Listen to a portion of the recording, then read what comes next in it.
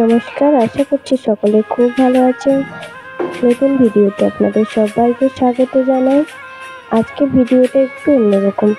দোকানের সামনে একটি বিড়াল বাচ্চা ঘোরাঘুরি করছিল। তো ওর প্রচণ্ড খিদে লেগেছিল বলে ওকে ব্রেড দিয়ে দিয়েছিলাম, ও খাচ্ছিল।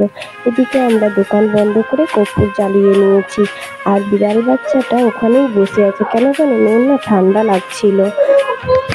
আজকে এখানে অনেক বৃষ্টি হচ্ছিল, আর এদিকে সোনার পাপা যেদিকে যায় সেদিকেই যাচ্ছে, পিছন আর ছাড়ে না।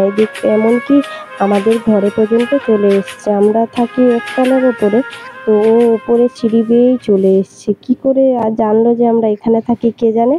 নতুন সদস্য যখন এসেছে, কি আর করা যাবে, ওর জন্য তো কিছু ব্যবস্থা করতে হবে।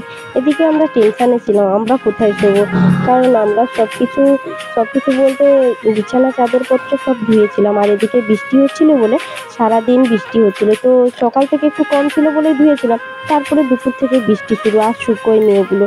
শুকনো হয়নি বলে আমাদের শোয়ার প্রবলেম হয়ে গেছিলো। একটা খাটেতে সবাই হবে না, নিচে আর একটা বিছানা করতে হবে, তাই।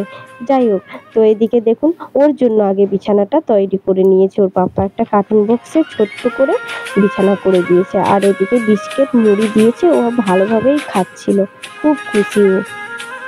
আর একটা কথা, বিড়াল বাচ্চা কার কার পছন্দ হয়েছে অবশ্যই জানাবেন কিন্তু, ঠিক আছে? এদিকে দেখুন ও খেতে থাক।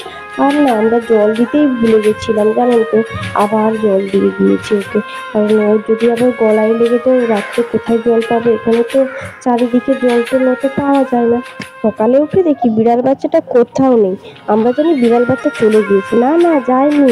ও তো জানে সকাল হলেই দোকানে খুলতে হবে, তাই দোকানে এসেই পাহারা দিচ্ছে, খুব সুন্দর করে আদর করে দিচ্ছে। দেখুন আমার বাবু, ও মানুষের হাত একদিন ছেড়ে দেয় জানেন তো, মানুষেদের পাশেই থাকে না। কিন্তু এই বিড়াল বাচ্চা, কুকুর ছানা, পায়রা, পাখি, এসবের তুলনা হয় না সত্যি।